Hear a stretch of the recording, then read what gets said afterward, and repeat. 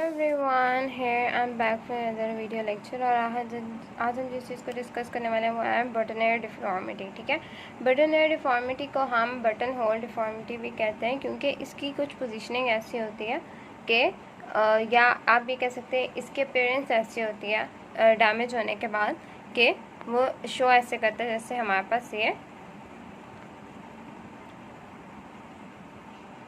एक button whole की तरह हो जाती है। ठीक है, अच्छा हम देखते हैं कि क्या है। एक कॉमन इंजरी है सेंट्रल स्लिप एक्सटेंडेड टेंडन की। ठीक है, central slip extended tendon simply ये है कि लाइक ये जो एक्सटेंशन वाली साइड है, लाइक बैक साइड या डॉर्सल साइड है ना आपके पास, ठीक है, आपके हैंड की, ठीक है, वहाँ पे जो आपकी फिंगर्स हैं, ठीक है, वहाँ के मेन एरिया जो आप कह सकते हैं कि हमारे पास प्रॉक्सिमल फैलेंक्स है ना, ठीक है, उस एरिया में हमारे पास क्या होता है कि एक्सटेंसर टेंडन की रप्चर के बाद आप ये कह सकते हो कि एक्सटेंसर टेंडन के रप्चर के बाद हमारे पास बेसिकली बटन एयर डिफॉर्मिटी होती है। ठीक है, अच्छा ओके, मैकेनिज्म ऑफ इंजरी है कि हमारे पास जब पीआईपी जॉइंट है ना, वहाँ पे बेसिकली हो रही होती है forcefully flexion.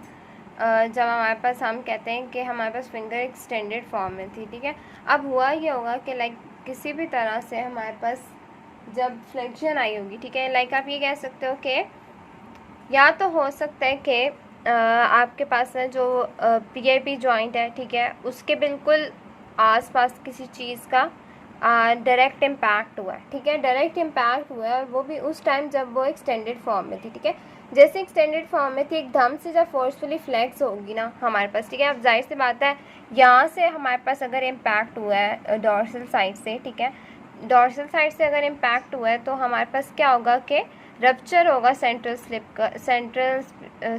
Slip extensor tendon का। ठीक है, तो बेसिकली हमारे पास होगा ये कि ये जो एरिया ना, ठीक है, ये क्या करेगा, फोर्सफुली फ्लेक्स हो जाएगा एकदम से। जैसे ये फोर्सफुली फ्लेक्स होगा ना हमारे पास, ठीक है, तो वहाँ पे हमारे पास बेसिकली रप्चर आ रहा था एक्सटेंसर टेंडन का। ठीक है, सिंपली ये एक सिंपल सी बात है कि जब एक तरफ से इम्पैक्ट आया, डैमेज हुआ और हमारे पास फोर्सफुली फ्लेक्स होने की वजह से वो डैमेज आ रहा है। ठीक है, ओके, उन्होंने कहा है ये कॉमन किन में होता है, बास्केटबॉल प्लेयर्स में। जाहिर सी बात है बॉल एकदम से आप जैसे ही आप ये बॉल आपको कैच करते हो या बॉल को हिट करने की कोशिश कर रहे हो तो हमारे पास हो सकता है कि एक फिंगर में बैक साइड से इम्पैक्ट आए, या कोई आपको बॉल एकदम से पास करा रहा है तो उस ड्यूरेशन में आपके पास क्या हो कि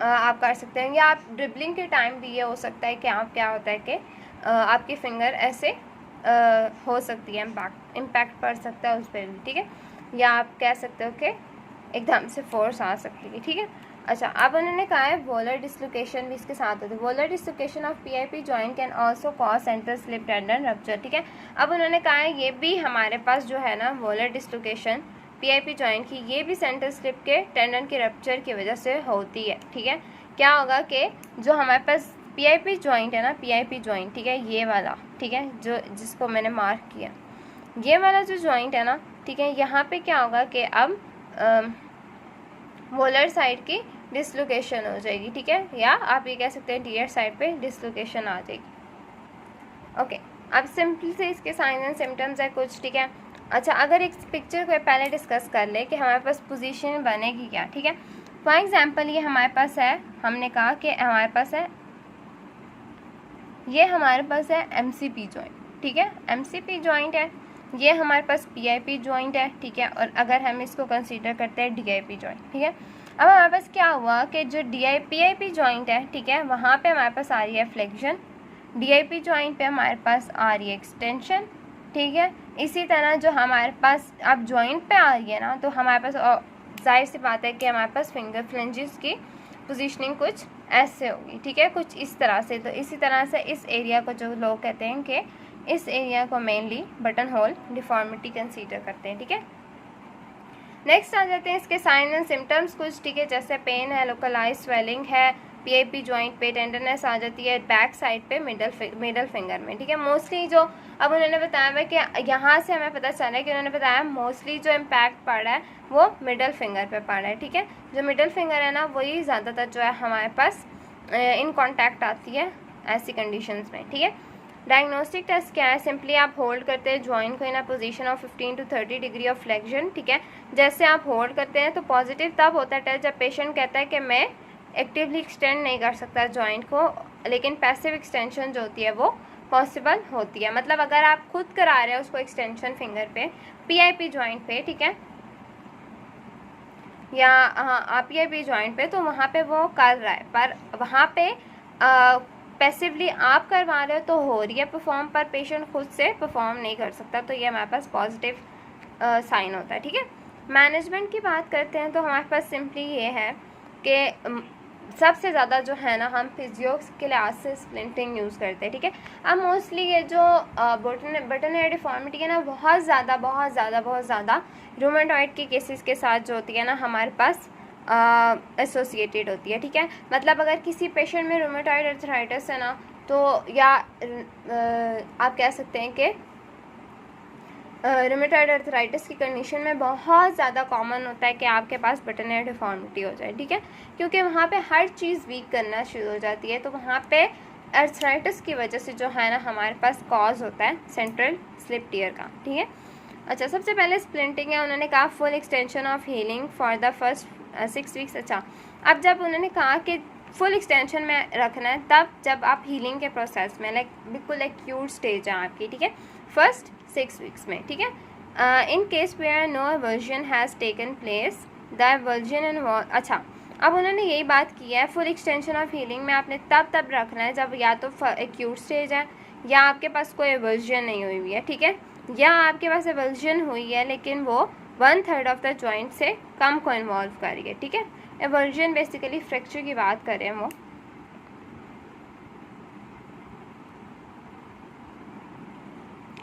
नेक्स्ट जो आ जाती है वो चीज़ आ जाती है active assisted PIP joint extension, ठीक है। अच्छा, आप स्प्लिंटिंग है तो है, पर स्प्लिंट्स के बाद जब आते हैं ना आप आहिस्ता पेशेंट को पहले पैसिवली कराएंगे स्लाइटली, ठीक है, जब इन वीक्स के दौरान होंगे, ठीक है, फिर आहिस्ता आप एक्टिव असिस्टेड पे आ जाएंगे, पीआईपी जॉइंट की एक्सटेंशन ज़्यादा काम करेंगे, ठीक है, फिर डीआईपी पे, क्योंकि ऑटोमेटिकली डीआईपी जो होता है ना वो थोड़ा काम करना स्टार्ट कर देता है जब आप पीआईपी पे वर्क करोगे, ठीक है। फिर क्या होगा, मैक्सिमम एक्टिव फोर्स फ्लेक्शन करेंगे हम डीआईपी जॉइंट पे, तो फिर ये इस तरह से जो मूवमेंट्स हैं वो परफॉर्म होते होते आपके पास क्या देंगी, एक एंड रिजल्ट देंगी, ठीक है। इंजरी की प्रिवेंशन बेसिकली हम टेपिंग के थ्रू या स्प्लिंटिंग के थ्रू कर सकते हैं। टेपिंग आप ट्रीटमेंट के लिए मैनेजमेंट के लिए भी यूज़ कर सकते हैं, ठीक है। All splints treat PIP injuries except stack splint that treats DIP injury. Basically stack splints होते हैं ना वो जब हमारे पास डीआईपी इंजरीज होती है ना, ठीक है, या जब हमारे पास डिस्टल इंटरफेरेंशियल जॉइंट इन्वॉल्व होता है, ठीक है, उस केस में स्टैक स्प्लिंट यूज़ होता है। बाकी सब में हम और कोई भी स्प्लिंट पीआईपी में हम बाकी सब स्प्लिंट्स यूज़ कर सकते हैं, ठीक है। एक कॉम्प्लिकेशन है उन्होंने कहा हीलिंग के दौरान वही एवर्जन फ्रैक्चर वाली, ठीक है। ये बेसिकली अगर सीन हो जाए इमेजिंग में need medical intervention to prevent future complication, basically इसको इंटरवेंशन चाहिए होती है। अब यहाँ पे आपका काम क्या है कि आपने बेसिकली पेशेंट को रेफ़र कर देना एक फिजिशियन के पास या मेडिकल स्पेशलिस्ट के पास, ठीक है। बेसिकली अब यहाँ पे जो एवर्जन आ रहा है, ठीक है, एवर्जन फ्रैक्चर वो इमेजिंग सीन करी है, मेडिकल इंटरवेंशन दिया, फिर इसको प्रिवेंट किया हमने फ्यूचर कॉम्प्लिकेशन से, ठीक है, मेडिकल इंटरवेंशन मेडिकेशन के थ्रू या जिस तरह से भी इंटरवेंशन आएगी, ठीक है। Boutonniere deformity develops over period of weeks and also occur acutely, ठीक है। अब boutonniere deformity period of weeks के साथ भी होती है, जैसे मैंने क्या कहा कि हमारे पास क्या हो गया, रूमेटॉइड अर्थराइटिस के साथ बहुत ज़्यादा एसोसिएट करती है, ठीक है।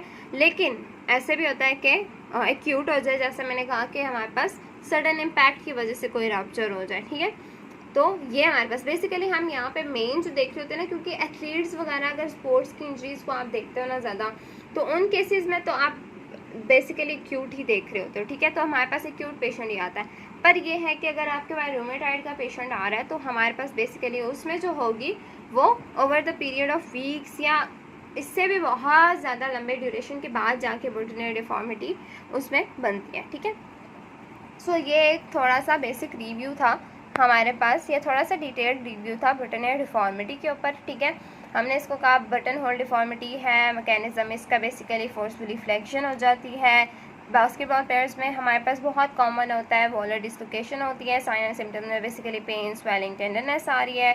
डायग्नोस्टिक टेक बेसिकली वही है कि हम पेशेंट को जब हम पैसिव एक्सटेंशन कराएंगे तो पेशेंट परफॉर्म कर लेगा पर एक्टिवली नहीं कर सकता। मैनेजमेंट स्प्लिंटिंग है, एक्टिव असिस्टेड पीआईपी जॉइंट की एक्सटेंशंस हैं, एक्टिव फोर्स फ्लेक्शंस है डीआईपी जॉइंट पे। प्रिवेंशन के लिए टेपिंग स्प्लिंटिंग यूज़ करते हैं। और थोड़ी सी कुछ कॉम्प्लिकेशंस हैं जो हीलिंग के दौरान आ सकते हैं, वो फ्रैक्चर्स वगैरह या बेसिक है, ठीक है। अच्छा, ये सारी चीज़ें होगी ब्रिटेनिया डिफॉर्मिटी के। अगर आपको फिर भी कोई चीज़ समझ ना आए तो आप बेशक कमेंट सेक्शन में पूछ सकते हैं। Thanks for watching. अगर कोई भी प्रॉब्लम हो तो आप नीचे कमेंट सेक्शन में पूछ सकते हैं।